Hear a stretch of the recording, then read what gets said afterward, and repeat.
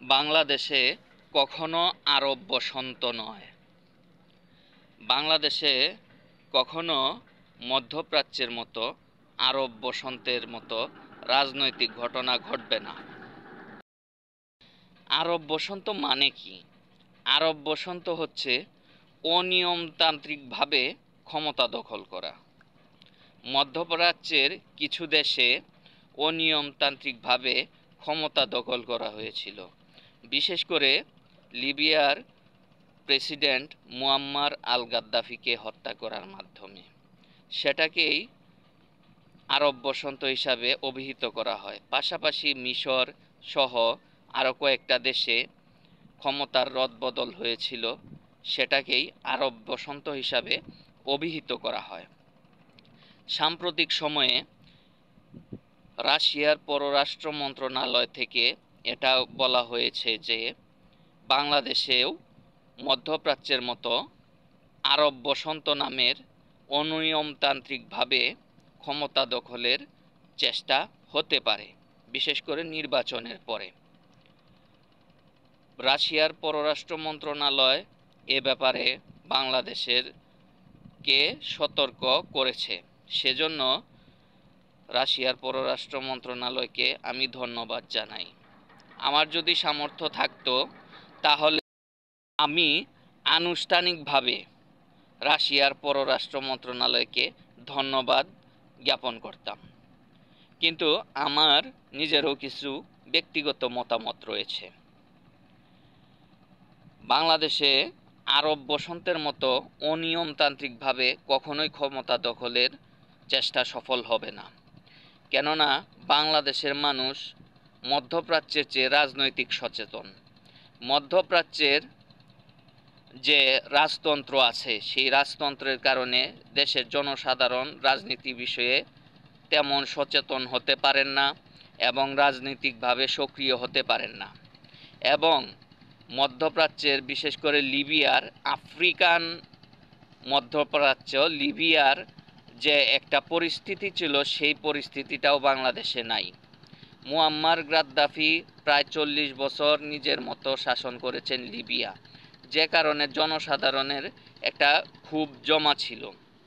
যদিও লিবিয়ার রাজা মুয়াম্মার গাদ্দাফি ছিলেন না, কিন্তু মুয়াম্মার গাদ্দাফি রাজার চাইতেও আরও বেশি ভাবে, অর্থাৎ আরও বেশি পদ্ধতিতে লিবিয়াকে শাসন করেছিলেন। এবং সেই সময়ে বারাক ওবামার সমর্থন ছিল লিবিয়ার গাদ্দাফির বিরোধীদের প্রতি। সেই কারণে বিভিন্ন কারণে গাদ্দাফিকে সরানো সম্ভব হয়েছিল। কিন্তু বাংলাদেশে এরকম কোনো পরিস্থিতি নাই। বাংলাদেশের মানুষ লিবিয়ার মানুষের চাইতে বেশি রাজনীতি সচেতন। মধ্যপ্রাচ্যের যে কোনো দেশের মানুষের চাইতে বাংলাদেশের মানুষ অনেক রাজনৈতিক সচেতন, যদিও ওই দেশগুলোর মানুষের মতো এত ধনী না। এবং সেই সকল কারণে বাংলাদেশে এই ধরনের কোনো আরব বসন্তের কোনো সম্ভাবনা নাই। আর বিশেষ করে 2005 থেকে 6 সাল পর্যন্ত বাংলাদেশের যে একটা অস্থিতিশীল পরিস্থিতি ছিল, সেরকম অস্থিতিশীল পরিস্থিতিও বাংলাদেশে এখন নাই। সেই সময়ে বাংলা ভাই এবং শায়খ আব্দুর রহমান এত কিছু করেও ক্ষমতা দখল করতে পারেনি। সারা দেশে এক যুগে 63টা জেলায় বোমা হামলা করেও ওরা পারেনি ক্ষমতা দখল করতে। আর এখনের অবস্থা তো আরও ভালো। বাংলা ভাই এবং শায়খ আব্দুর রহমানের মতো মানুষরূপী দানবের কোনো অস্তিত্ব বাংলাদেশে নাই। এবং তারা এক যুগে সারা দেশে যে হামলা করেছিল, এরকম শক্তি সামর্থ্যও কারো নাই। এবং সেই সঙ্গে বাংলাদেশের সেনাবাহিনী, পুলিশ, র্যাব সহ যত কিছু আছে সবগুলোরই উন্নতি হয়েছে। বাংলাদেশের সেনাবাহিনী রিসেন্ট ড্রোন বিমান ক্রয় করেছে তুরস্কের কাছ থেকে। এত সব প্রতিরক্ষা ব্যবস্থার মধ্যে আরব বসন্ত ঘটানো একেবারেই অসম্ভব।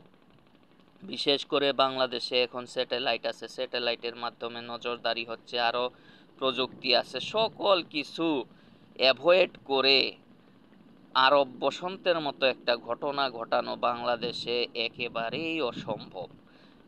এরপরেও আমরা রাশিয়ার পররাষ্ট্র মন্ত্রণালয়কে ধন্যবাদ জানাই এবং আমরা দেশের মানুষ এবং প্রশাসন এবং রাজনৈতিক ব্যক্তিগণ সকলেই আমরা সচেতন থাকব এই ধরনের কোনো অপ্রীতিকর ঘটনা যেন বাংলাদেশে না ঘটে।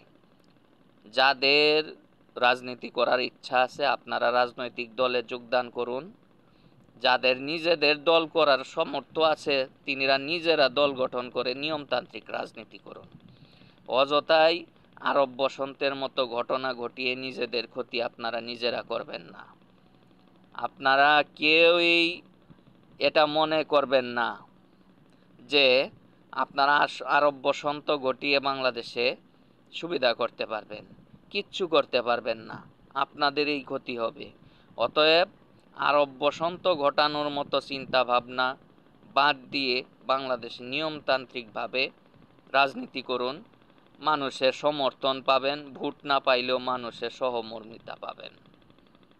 তাই আমি বাংলাদেশের একজন নাগরিক হিসাবে বলবো, বাংলাদেশে আরব বসন্ত ঘটানোর মতো কোনো পরিস্থিতি নাই, কোনো পরিবেশ নাই, কোনো সামর্থ্য নাই এবং সবচেয়ে বড় কথা হচ্ছে আমরা বাংলাদেশের মানুষ, গণতান্ত্রিক মানুষ, আমরা আরব বসন্তের মতো কোনো ঘটনা আমরা সমর্থন করি না। আমরা 1971 সালে যুদ্ধ করেছি, 69 সালে আমরা আন্দোলন করেছি, 52 সালেও আন্দোলন করেছি, 90 সালেও আমরা আন্দোলন করেছি, 2004 থেকে 6 পর্যন্ত দেশের উত্তপ্ত পরিস্থিতিতেও আমরা দেশে রয়েছি। অতএব আমাদের প্রয়োজন নাই দেশে আরব বসন্ত ঘটানোর। নিয়মতান্ত্রিক রাজনীতি করে কেউ যদি ক্ষমতায় যেতে চান যেতে পারেন, আমরা জনসাধারণ ওয়েলকাম জানাই। সামনে দ্বাদশ নির্বাচন 2024 সালের 7ই জানুয়ারি। এই নির্বাচনে আমরা ভোট দেব, যে যার মতো যাকে খুশি তাকে দেব। হ্যাঁ, আমি তাকে ভোট দেব যে বাংলাদেশের উন্নতির কাজ করেছে বেশি, যার সময়ে বাংলাদেশের রাজনৈতিক পরিস্থিতিটা এই শান্ত ছিল, এতটা অ্যাগ্রেসিভ হয় নাই, তাকেই আমি ভোট দেব একজন নাগরিক হিসাবে। আপনার ভোট আপনি যাকে খুশি তাকে দেবেন।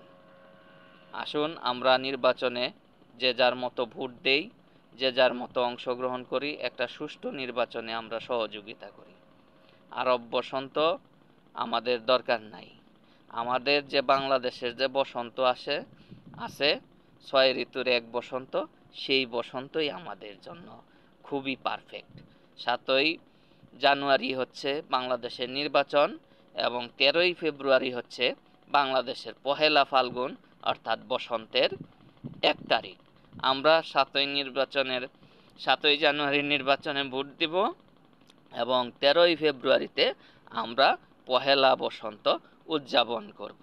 সকলকে বাংলা নববর্ষের, বাংলা ক্যালেন্ডারের বসন্তের শুভেচ্ছা। আমরা বাংলাদেশের ঋতুর বসন্তের অপেক্ষায় আছি। আরব বসন্তের মতো কোনো অরাজনৈতিক অনিয়মতান্ত্রিক ঘটনার অপেক্ষা আমরা নই। আমরা সেটা সমর্থন করি না।